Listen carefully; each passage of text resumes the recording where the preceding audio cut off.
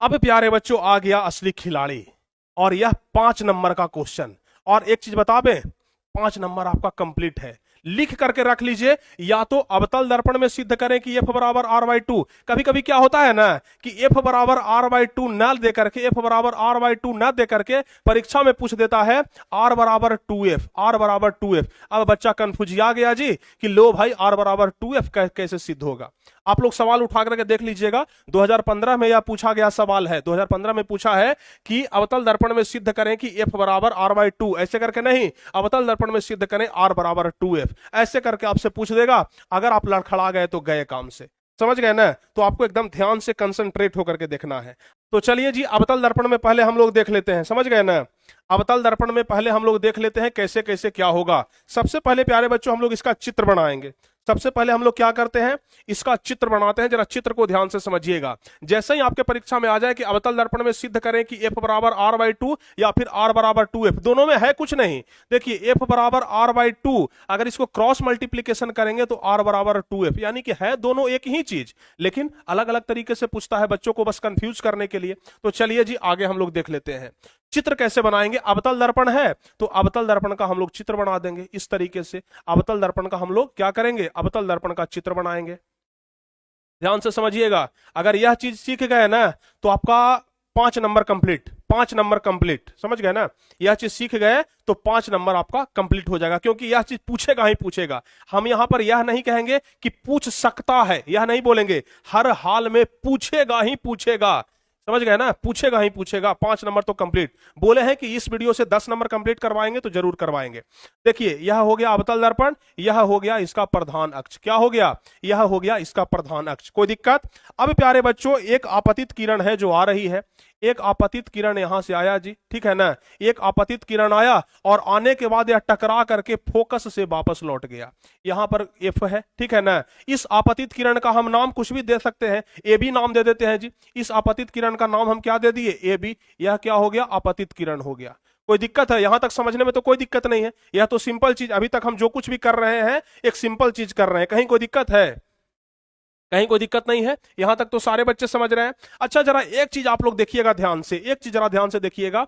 अगर कोई सर्कल रहे प्यारे बच्चों, अगर कोई वृत्त रहता है, अगर कोई वृत्त रहता है तो ध्यान से जरा समझिएगा। अगर वृत्त रहे और वृत्त का यह सेंटर है, यह केंद्र है, समझ गए ना। अगर वृत्त के केंद्र से कहीं पर वृत्त पर हम रेखा खींचते हैं तो 90 डिग्री का कोण बनता है, पता है कि नहीं है। अगर इधर भी खींचेंगे तो यह भी 90 डिग्री का, इधर भी खींचेंगे तो यह भी 90 डिग्री का, इधर खींचेंगे तो यह भी 90 डिग्री का, इधर खींचेंगे तो यह भी 90 डिग्री का। जहां पर भी खींचेंगे ना सब 90 डिग्री का कोण बनेगा। और आपको अभी हम बताए कि यह जो चीज आप लोग देख रहे हैं यह एक गोले का ही तो भाग है। यह क्या है जी, एक गोला का ही भाग है, समझ गए ना। अगर हम इसको आगे बढ़ाते तो इस प्रकार से एक गोला बनता कि नहीं बनता, एक गोला बन जाता ना, गोला बन जाता और इसका सेंटर यहां पर हो जाता, सेंटर यहां पर हो जाता कि नहीं होता। अगर अगर इससे हम कहीं पर भी एक रेखा खींच दे तो वह 90 डिग्री का होगा, 90 डिग्री का होगा ना, 90 डिग्री का होगा। तो हम क्या करते हैं कि यहां से एक रेखा खींच देते हैं यहां पर, यहां से एक रेखा खींच देते हैं यहां पर, तो यह क्या हो जाएगा जी 90 डिग्री का, और यह वक्रता केंद्र हो जाएगा, सेंटर हो जाएगा, ठीक है ना। यह हो जाएगा वक्रता केंद्र। बताइए तो यहां तक समझने में कोई दिक्कत है क्या आप लोगों को?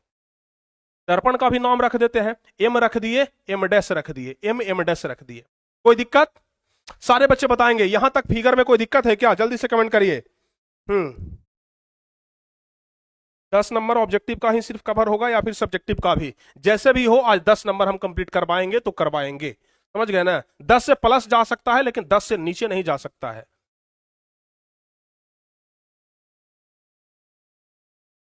ठीक है ना।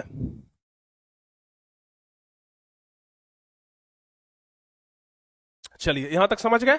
अब देखिए प्यारे बच्चों हम यहां से असली खेल अब शुरू करते हैं। असली खेल हम यहां से अब शुरू करेंगे, जरा ध्यान से समझिएगा, ठीक है। देखिए जरा ध्यान से, यहां पर दो कोण बन गया, ठीक है ना। यहां पर दो कोण बन गया, यह तो 90 डिग्री का कोण हो गया, और जैसे ही यह 90 डिग्री का कोण बना, इसको यह दो भागों में डिवाइड कर दिया। इसको हम मान के चलते हैं कोण एक, इसको मान के चलते हैं कोण एक, और यह वाला जो एंगल बना इसको हम मान लेते हैं कोण दो। समझ गए ना, ध्यान से समझिए। इसको हम कोण 1 मान लिए, इसको कोण 2 मान लिए, नाम तो धरना है, बस नाम धर दिए। जैसे कोई भी बच्चा पैदा होता है उसका नाम धरा जाता है, ऐसे ही यहां पर एक कोण बन गया, हम नाम रख दिए कि कोण 1 हो गया, कोण 2 हो गया। कोई दिक्कत है? नहीं दिक्कत है जी।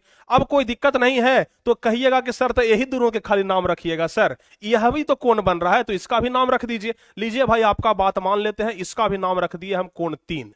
अब कोई दिक्कत? इसका भी नाम रख दिए हम कोण 3। यहां पर अपना ध्रुव P हो जाएगा, ठीक है ना, ध्रुव P हो जाएगा। अब तो सारे बच्चे यहां तक समझ गए, यह हो गया कोण 1, यह हो गया कोण 2 और यह हो गया कोण 3। अब देखिए तो जरा ध्यान से, यह हो गया प्यारे बच्चों आपतित किरण, यह हो गया परावर्तित किरण, यह आपतित किरण, यह परावर्तित किरण। और जब यह आपतित किरण है, यह जब आपतित किरण है, यह जब परावर्तित किरण है, तो अभी हम आपको बताएं कि आपतन कोण यह बनेगा और परावर्तन कोण यह बनेगा। तो आपतन कोण और परावर्तन कोण आपस में बराबर होते हैं, यह परावर्तन का नियम कहता है। परावर्तन का नियम ही कहता है कि आपतन कोण और परावर्तन कोण आपस में बराबर होते हैं। तो जरा ध्यान से समझिए, यह आपतन कोण और यह परावर्तन कोण, आपतन कोण को हम लिखे हैं कोण 1 से, परावर्तन कोण को लिखे हैं कोण 2 से। तो कोण 1 बराबर कोण 2 होगा कि नहीं होगा? कोण 1 बराबर कोण 2 होगा कि नहीं होगा? कैसे होगा? तो सर जी परावर्तन के नियम से होगा। हम इसी चीज को यहां पर लिख दिए हैं कि कोण 1 बराबर कोण 2 परावर्तन के नियम से। समझ गए?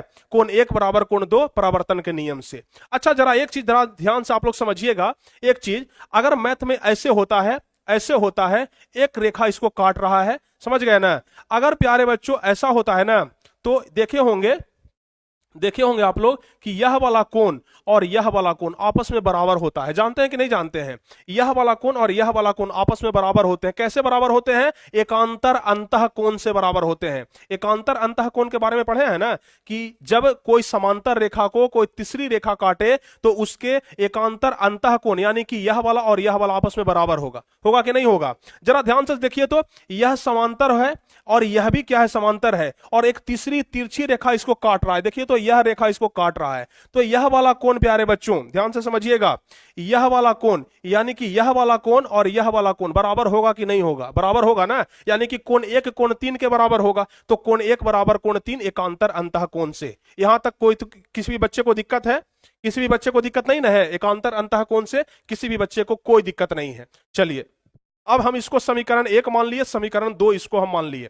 समझ गए ना? हम यहां पर इसलिए लिखे हैं ताकि आपको स्पष्ट पता चले और हमारा समय भी बचे, कम समय में हम ज्यादा चीज को कवर करें, इसलिए हम इस चीज को लिख करके लाए हैं। अगर यहां पर लिखेंगे तो थोड़ा बोर्ड में खाली रहेगा, जो हाथ से लिखेंगे। अगर हाथ से लिखा हुआ देखना चाहते हैं तो फिर फिजिक्स का पहला नंबर चैप्टर का हमारा 5वां पार्ट का वीडियो देख लीजिएगा, वहां पर भी हम इस चीज को बताए हैं। समझ गए ना?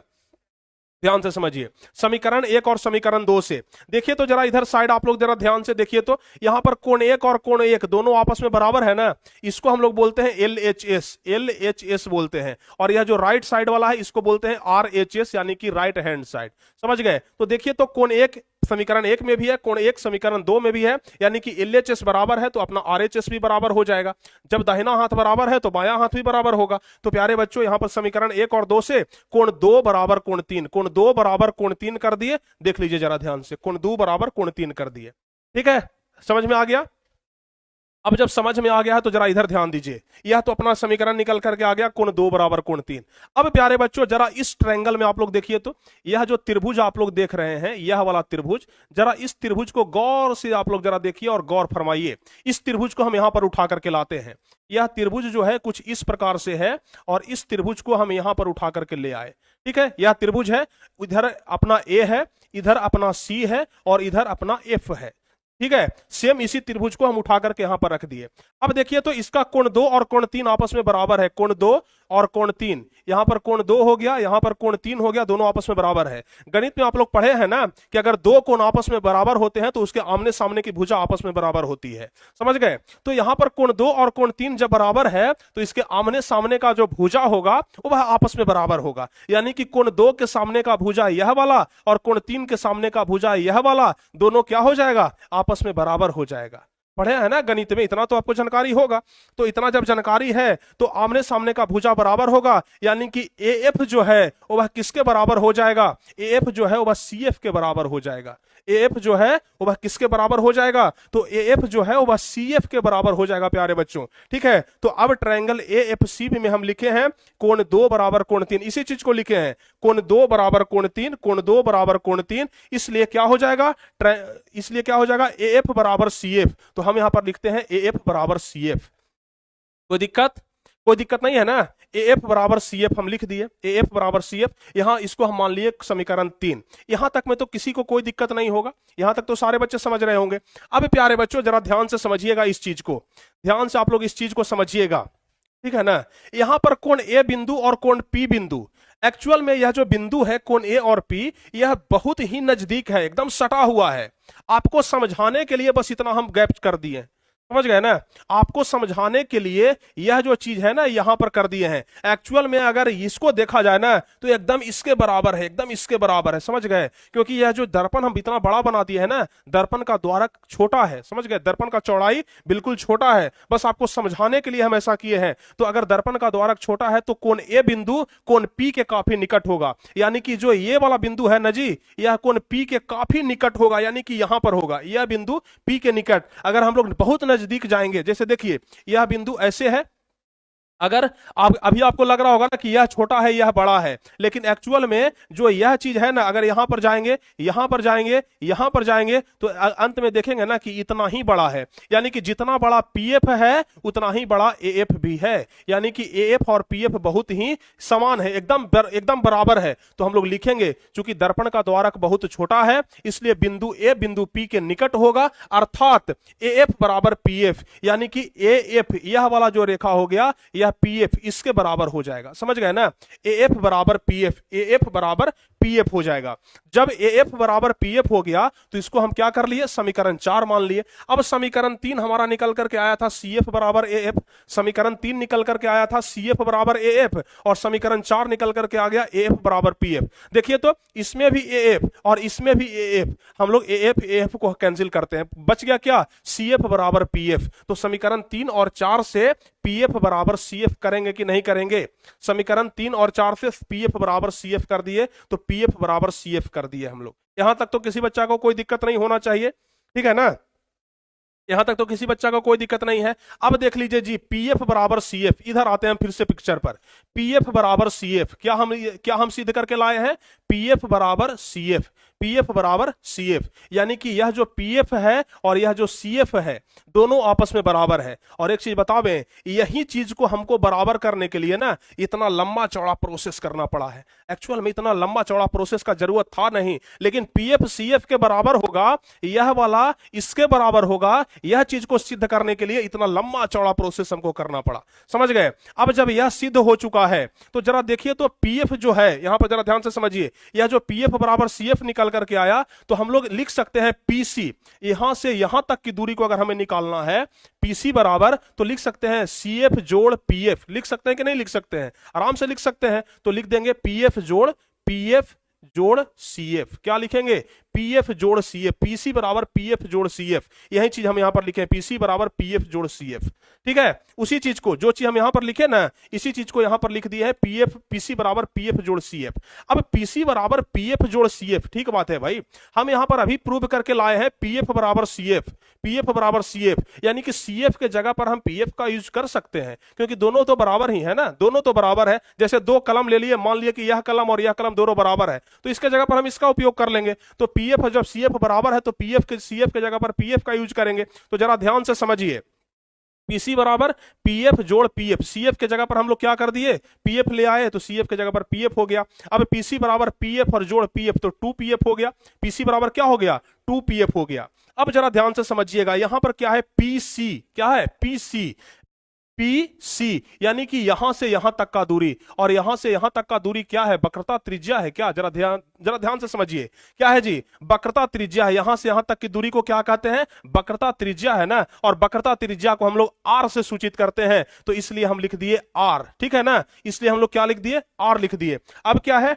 2pf, pf क्या है भाई जरा देख लेते हैं। pf क्या है? फोकस दूरी है ना, pf क्या है? फोकस दूरी है। और 2pf यानी कि 2f होगा, फोकस का दुगना दूरी हो गया, तो यहां पर r बराबर 2f हो गया। प्रूव हमको यही करना था, देखिए तो जरा ध्यान से, r बराबर 2f प्रूव हमको यही करना था। अगर एक प्रोसेस और आगे बढ़ा दें तो f बराबर r/2। अगर यह चीज प्रूव करने के लिए बोले तो यह कर देंगे, यह करने के लिए बोले तो यह कर देंगे। कितना आसान है जरा बताइए आप लोग, क्या बताइए, फटाफट से बताइए तो। कहीं कोई आसान मतलब हार्ड लगा आपको कि कोई हार्ड चीज है? कितने बच्चे समझ गए जल्दी से बताइएगा। और लेकिन एक चीज ध्यान रखिएगा, जब आप लोग यह चित्र बनाइएगा ना तो शुरुआत में यह चीज जरूर लिख दीजिएगा 2 लाइन कि माना कि m डैश एक अवतल दर्पण है, माना कि m डैश एक अवतल दर्पण है जिनका ध्रुव P और वक्रता केंद्र C है, ध्रुव P और वक्रता केंद्र C है। BA एक आपतित किरण है, यह वाला एक आपतित किरण है जो कि प्रधान अक्ष के समांतर आ रही है, प्रधान अक्ष के समांतर आ रही है, परावर्तन के बाद फोकस से गुजरती है, परावर्तन के बाद फोकस से गुजरती है, तथा CA अभिलंब है। यह CA क्या है? एक अभिलंब है, जैसा कि नीचे के चित्र में दिखाया गया है। अगर चित्र ऊपर बनाइएगा तो लिखिएगा जैसा कि ऊपर के चित्र में दिखाया गया है, ऐसा नहीं कि चित्रवा बना दिए ऊपर और रटू तोता ने याद के लिए हैं कि प्रिंस सर तो बताए थे कि जैसा कि नीचे के चित्र में दिखाया गया है, तो कॉपी जांच करने वाला को लग जाएगा कि बेटा ये रट के आया है।